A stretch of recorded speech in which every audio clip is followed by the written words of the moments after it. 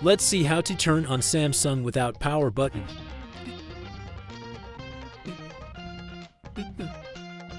You must use a good quality USB cable.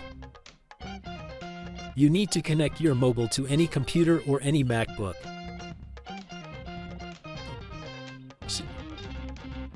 Now you need to press and hold the volume up and volume down button simultaneously while connecting the USB cable.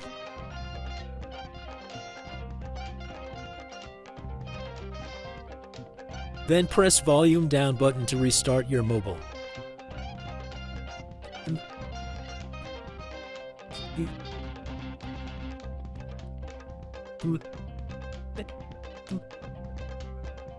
Oops.